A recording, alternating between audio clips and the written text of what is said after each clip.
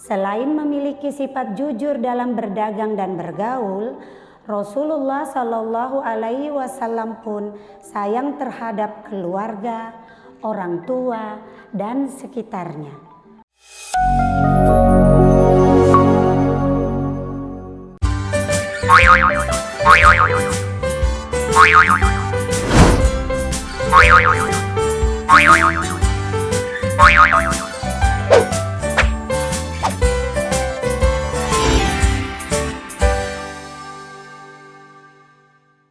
Bismillahirrahmanirrahim.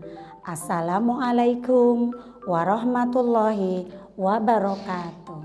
Hai anak-anak yang soleh dan soleha, bagaimana kabarnya hari ini? Semoga kalian semuanya dalam keadaan sehat dan tetap semangat belajar. Berjumpa lagi di channel kebanggaan kita, PAI TV Balikpapan. Channel edukatif dan inspiratif sahabat belajar di masa pandemi. Sebelum belajar, marilah kita awali dengan membaca doa agar apa yang kita lakukan mendapat rahmat dan barokah dari Allah Subhanahu wa Ta'ala. Mari angkat kedua tangannya, kita mulai. A'udzubillahi minasyaitonirrajim. Bismillahirrahmanirrahim. Rabbi zidni ilma warzuqni fahma waj'alni minas sholihin. Amin. Anak-anak, di pertemuan sebelumnya kita sudah belajar pembelajaran 5. Kepemimpinan Rasulullah Shallallahu Alaihi Wasallam dan sahabatnya dengan submateri kepemimpinan Rasulullah Shallallahu Alaihi Wasallam. Kali ini kita akan lanjutkan submateri berikutnya, yaitu kepemimpinan sahabat Rasulullah Shallallahu Alaihi Wasallam. Siapa sajakah mereka? Ada Abu Bakar As-Siddiq radhiyallahu an, Umar bin Khattab radhiyallahu an, Utsman bin Affan radhiyallahu an, dan Ali bin Abi Thalib radhiyallahu an. Mereka itulah para Khulafaur Rasyidin. Khulafaur Rasyidin artinya para pemimpin yang arif dan bijaksana yang menggantikan kepemimpinan Rasulullah Shallallahu Alaihi Wasallam di masa itu. Baik anak-anak, kalian pasti ingin tahu bagaimana cara kepemimpinan para sahabat tersebut. Simak baik-baik ya. Jangan lupa tekan tombol like dan subscribe-nya. Abu Bakar As-Siddiq. Abu Bakar As-Siddiq radhiyallahu anhu adalah khalifah yang pertama setelah Rasulullah Shallallahu Alaihi Wasallam wafat. Beliau adalah sahabat Rasulullah yang paling dekat dan termasuk as-sabiqunal awwalun, yaitu orang-orang yang pertama masuk Islam dari golongan orang dewasa. Nama lengkap beliau adalah Abdullah bin Abu Quhafah At-Taimi. Gelar Abu Bakar diberikan karena beliau paling cepat masuk Islam, dan gelar As-Siddiq diberikan karena ia selalu membenarkan Nabi Muhammad Sallallahu Alaihi Wasallam dalam berbagai peristiwa, terutama peristiwa Isra dan Mi'raj. Abu Bakar menjadi khalifah dari tahun 632 Masehi sampai 634 Masehi. Dalam memimpin, beliau senantiasa meneladani perilaku Nabi Muhammad Sallallahu Alaihi Wasallam. Salah satu contohnya adalah beliau selalu mengajak para sahabatnya bermusyawarah untuk menentukan keputusan dan membantu rakyat yang kekurangan. Pernah suatu ketika ada seorang wanita kampung datang kepada beliau. Namanya Unaisar.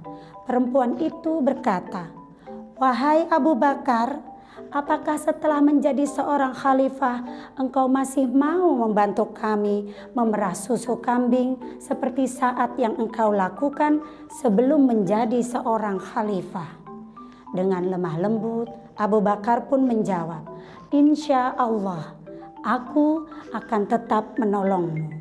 Perempuan itu pun merasa senang dan kagum dengan jawaban dari Khalifah Abu Bakar radhiyallahu an.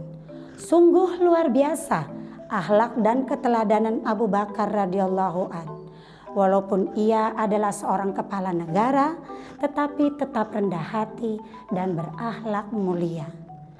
Anak-anak, ketika Khalifah Abu Bakar memimpin, ada prestasi yang luar biasa yang diraihnya, yaitu memberantas nabi palsu. Setelah Rasulullah wafat, ada beberapa orang yang mengaku sebagai nabi. Di antaranya Musailamah Al-Kadzab, Saja'ah Namimah, dan Tulaiha bin Khuwailid. Merekalah yang diberantas oleh Khalifah Abu Bakar radhiyallahu an, memberantas orang-orang Islam yang enggan berzakat, mendirikan Baitul Mal, yaitu suatu lembaga yang mengurusi kas dan keuangan negara untuk kesejahteraan rakyatnya. Itulah keteladanan dan keberhasilan Abu Bakar As-Siddiq, khalifah pertama yang luar biasa. Selanjutnya, Umar bin Khattab. Umar bin Khattab mempunyai nama lengkap Umar bin Khattab bin Abdul Uzza. Rasulullah memberikan julukan kepada Khalifah Umar Al-Faruq, yang artinya orang yang bisa memisahkan antara kebenaran dan kebatilan. Khalifah yang kedua ini memimpin sejak tahun 634 Masehi sampai 644 Masehi. Kurang lebih 10 tahun ya anak-anak. Beliau ini terkenal sangat pemberani, jujur, adil, tegas, dan bijaksana. Bertanggung jawab terhadap rakyatnya. Beliau juga seorang pemimpin yang hidup sederhana dan suka bermusyawarah. Contoh yang luar biasa adalah ketika menjadi khalifah, beliau memerintahkan anaknya untuk mematikan lampu di dalam ruangan kantor kekhalifahan karena lampu itu dibiayai oleh negara, sedangkan kedatangan anaknya adalah untuk kepentingan pribadi dengan Khalifah Umar radhiyallahu anhu. Tidak mau menggunakan fasilitas negara untuk kepentingan dirinya dan keluarganya, walaupun hanya sebatas cahaya lampu. Apalagi yang lain ya anak-anak? Luar biasa bukan? Contoh lain dari keteladanan Khalifah Umar radhiyallahu anhu adalah suatu ketika di perjalanan beliau melihat ada jalan yang rusak dan berlubang. Beliau berkata, "Aku akan segera memperbaiki jalanan ini sebab aku takut dimintai pertanggungjawaban di hadapan Allah Subhanahu wa Ta'ala. Hanya karena ada seekor unta yang terjungkal atau lebih dari itu." Tak lama kemudian beliau pun dengan cepat memperbaiki jalan tersebut. Pernah juga ketika malam hari beliau berjalan melihat situasi dan kondisi rakyatnya. Tiba-tiba beliau mendengar dari rumah seorang janda dan anak yang menangis karena kelaparan. Dengan sigap beliau sendiri mengangkat satu karung gandum dari Baitul Mal dan dipanggulnya sendiri untuk diberikan kepada janda tersebut. Dan masih banyak lagi contoh teladan Umar bin Khattab radhiyallahu anhu yang tidak ibu ceritakan di sini. Anak-anak yang soleh dan soleha, ada prestasi yang luar biasa yang dilakukan oleh Khalifah Umar ketika memimpin. Apa itu? Yaitu menetapkan kalender Hijriyah, menetapkan hakim atau qadhi, memperluas Masjidil Haram. Nah, anak-anak, itulah kisah kepemimpinan dua sahabat Nabi Muhammad SAW yang luar biasa. Semoga kita bisa meneladaninya ya. Dan jangan lupa berdoa semoga para pemimpin negeri ini bisa memiliki akhlak yang mulia seperti Khalifah Abu Bakar dan Umar radhiyallahu anhu ya.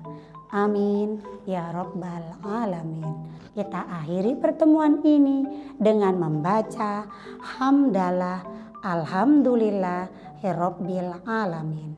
Wassalamualaikum warahmatullahi wabarakatuh.